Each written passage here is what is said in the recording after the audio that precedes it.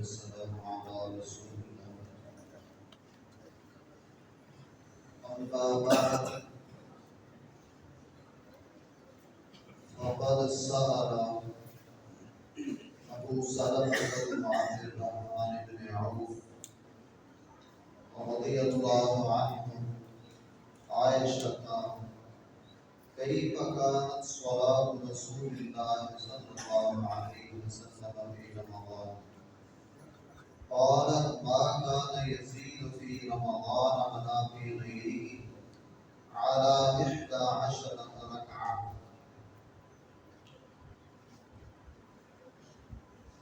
ابو سلمہ بن عبد الرحمن بن عوف رضی اللہ تعالی عنہ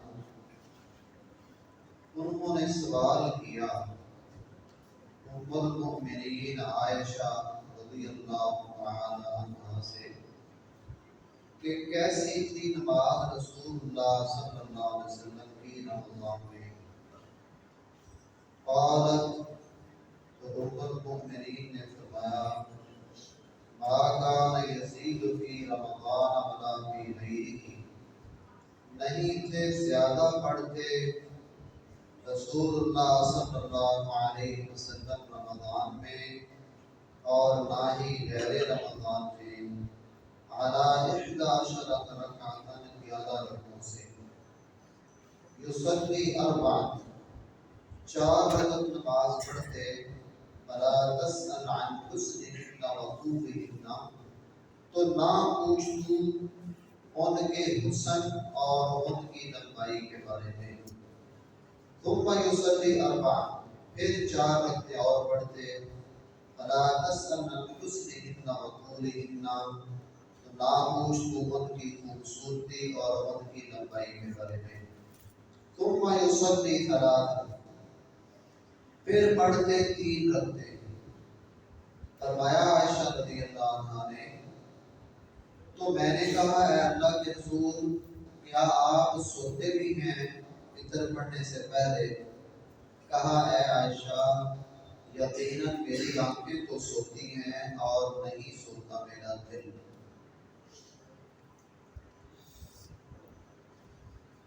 چند دن پہلے سوال کیا گیا مجھ سے تراویحوں کے بارے میں، 20 رکعت تراویحوں کے بارے میں سوال کیا گیا، تو میں نے عرض کیا کہ 20 رکعت تراویح پڑھنا جو ہے یہ بدعت ہے، یہ سنت نہیں ہے، یہ بدعت ہے، وہ بدعت جس کا دین میں ایجاد کرنا بہت بڑی جسارت اور جرم ہے۔ اس پر بعض لوگوں نے کافی سوال و جواب کیے،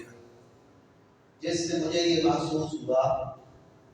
کہ یہ مسئلہ اجاگر کرنا کچھ ضروری ہے اور اس کا سمجھنا سمجھانا کافی اہمیت رکھتا ہے۔ تو ہمارے بہت سے لوگ 20 رکعت تراویح پڑھتے ہیں۔ پہلے تو ایسا نہیں تھا، پہلے تو بس یہی کہتے تھے کہ 20 رکعت صحابہ کرام کے دور میں لوگ پڑھتے رہتے رہے ہیں، بعض صحابہ کرام نے 20 پڑھی ہیں، حضرت عمر رضی اللہ تعالی عنہ نے 20 پڑھی، لیکن اب کچھ لوگ یہاں تک جسارت کرنے لگے ہیں، وہ کہتے ہیں کہ رسول اللہ صلی اللہ علیہ وسلم کی سنت ہے، تو یہ بات قطعاً غلط ہے۔ جو میں نے حدیث پڑھی ہے، ام المؤمنین عائشہ رضی اللہ عنہ سے پوچھا گیا کہ رسول اللہ صلی اللہ علیہ وسلم کی رمضان کی نماز کیا تھی؟ تو انہوں نے بتایا کہ رمضان غیر رمضان میں 11 سے زیادہ نہیں پڑھتے۔ اس پر وہ کہتے ہیں کہ یہ تہجد کی نماز تھی، یہ تہجد کی نماز تھی۔ ان کے کہنے سے ثابت یہ ہوتا ہے کہ حضرت عائشہ رضی اللہ تعالی عنہ سے پوچھا گیا رمضان کی نماز کے بارے میں، تو رمضان تہجد کی نماز ہے، رمضان کی نماز تہجد ہے، تہجد تو رمضان کے رات میں پڑھی جاتی ہے۔ اس میں اس نماز کے بارے میں پوچھا گیا ہے جو صرف رمضان میں پڑھی جاتی ہے، تو وہ کون سی نماز ہے؟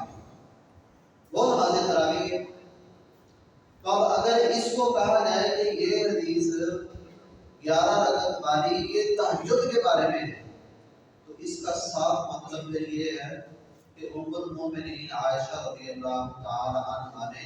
اتنی بڑی عالمہ اور محدثہ اور بہت بڑی فقیہہ ہونے کے باوجود سوال کرنا اور جواب چلنے والی بات کی ہے۔ پوچھنے والا تراویح پوچھ رہا ہے، بتانے والا تہجد بتا رہا ہے۔ تو ایسا نہیں ہے،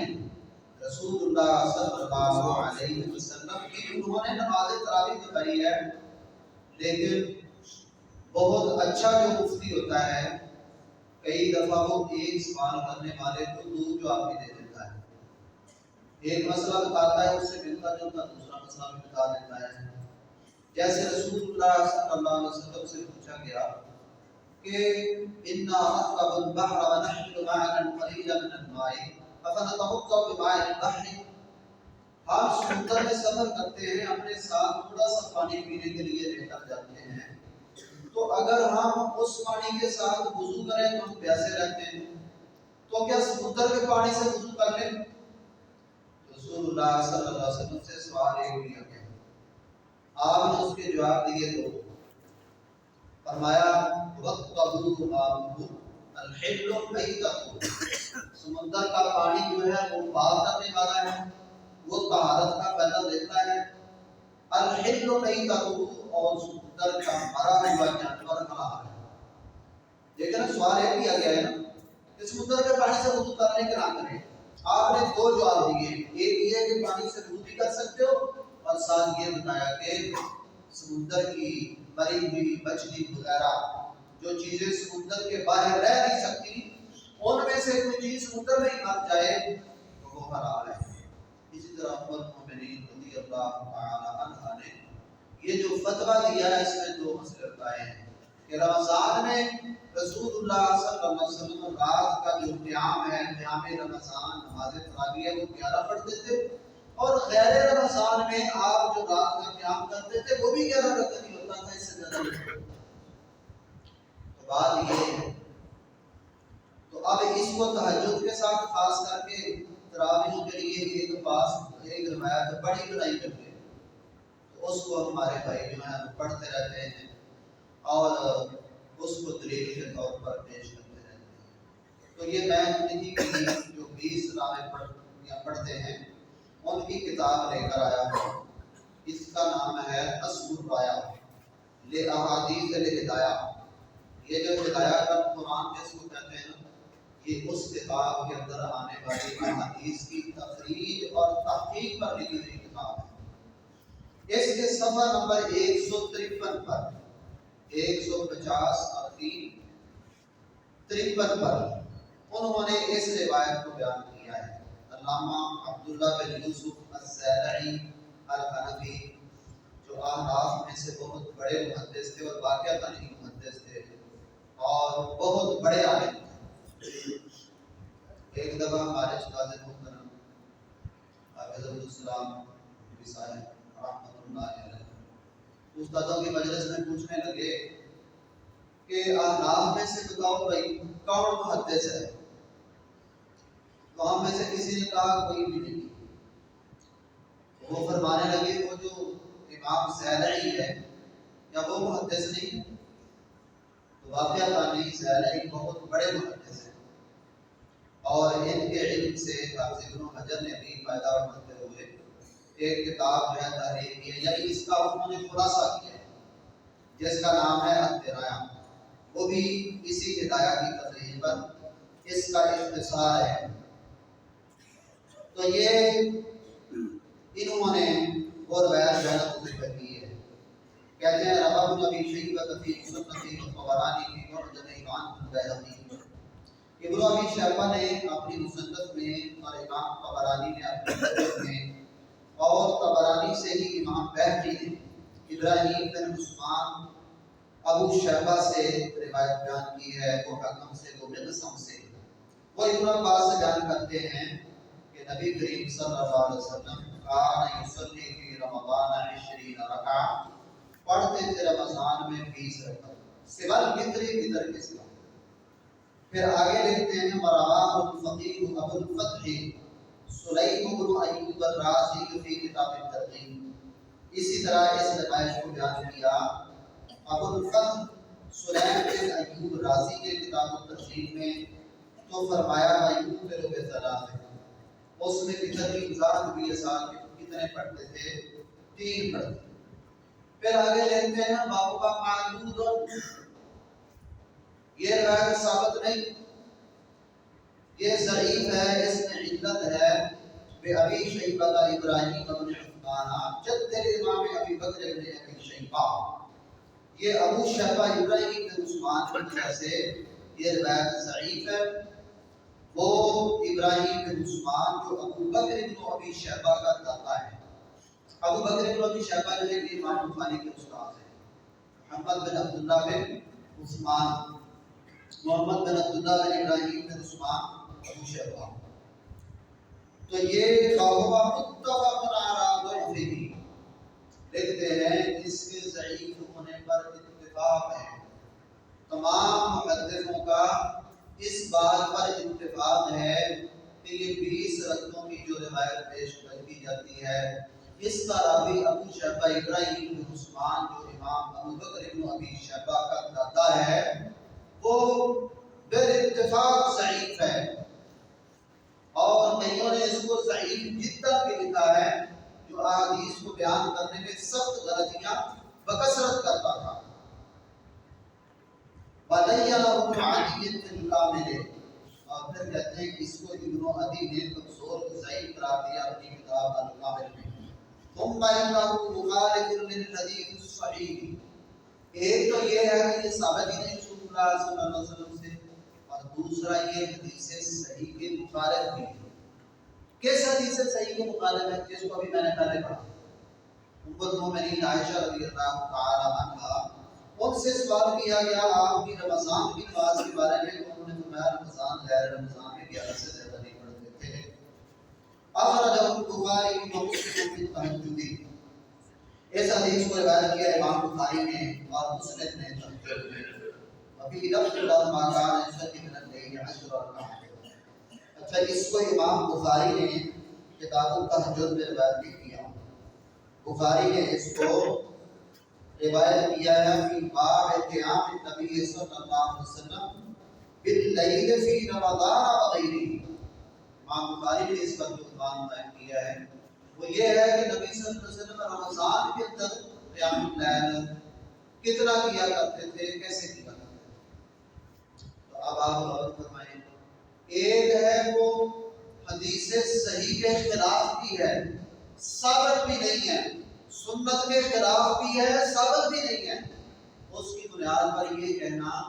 کہ 20 رکعت سنت ہے، تو یہ بہت بڑی جسارت ہے،